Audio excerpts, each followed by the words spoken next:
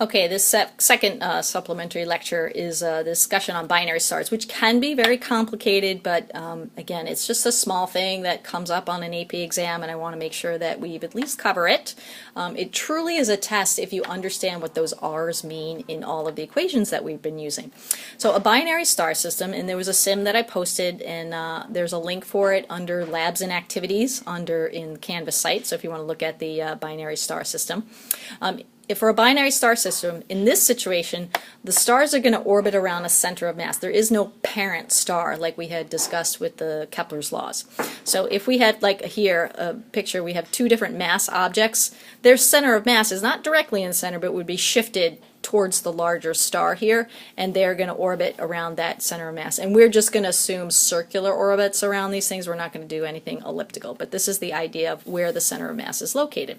So quickly, how to figure out the center of mass. And while this equation is not on your equation sheet, I think it's pretty basic, and it really should, I think it's more of a conceptual idea that AP deals with. They don't expect you to be able to calculate this, but we'll just kind of go through this quickly on how to do it. So the X center of mass, and you could do this for Y as well, but we're just going to do a linear system of a couple of masses. So let's say we've got a mass of 4m and another mass of, say, 6m.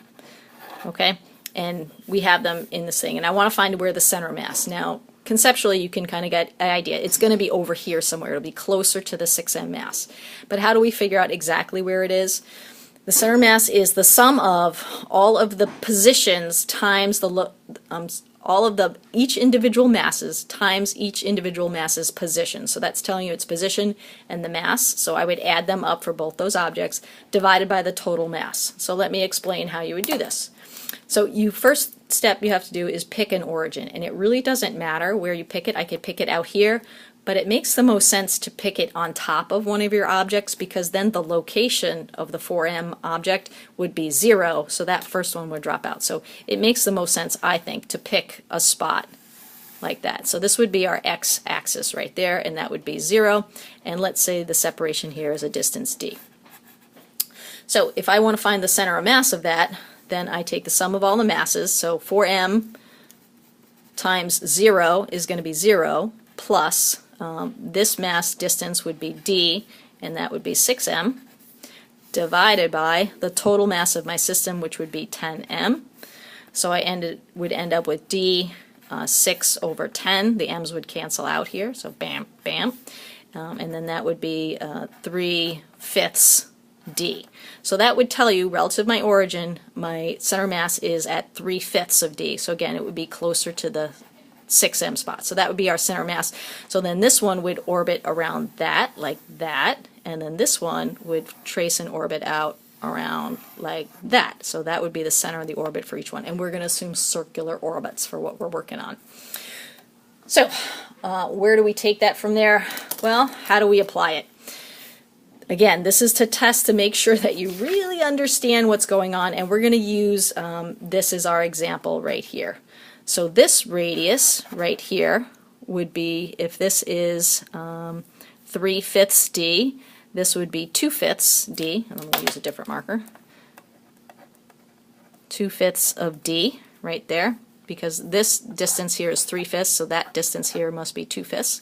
And then this radius right here, I'm going to use a different marker, r here, that would be 3/5 d. So those would be the two distances, or orbits distance, from the center of mass.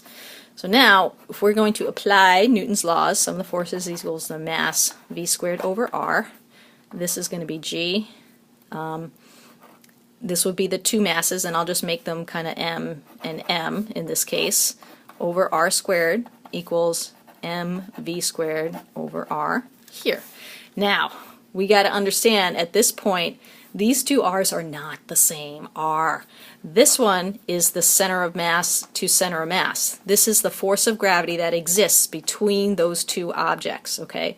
And that's going to be the same. So the 4m object is going to pull on this one with the equal and opposite force that this one is going to pull back the other way. And that depends on their separation. So here, that distance is going to be d. So R is equal to D in the case that we did here. This is going to be, well, whichever object we're talking about. We can do this for each case of both stars. So the first star would be 4m v squared.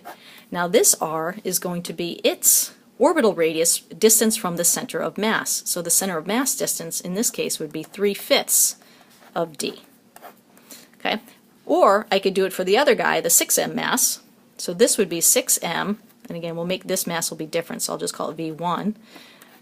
This velocity, v2 squared, and then its orbital radius, again from the center, would be 2d, or 2/5 d, like that.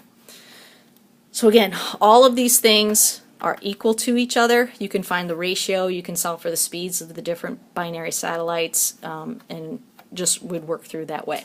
So I've given you an example problem to work through, again, a more symmetric system where you have two masses that are equal masses. So in that case, my center mass would be right in the middle. So that's the problem that you're working on for tonight. All right, very good.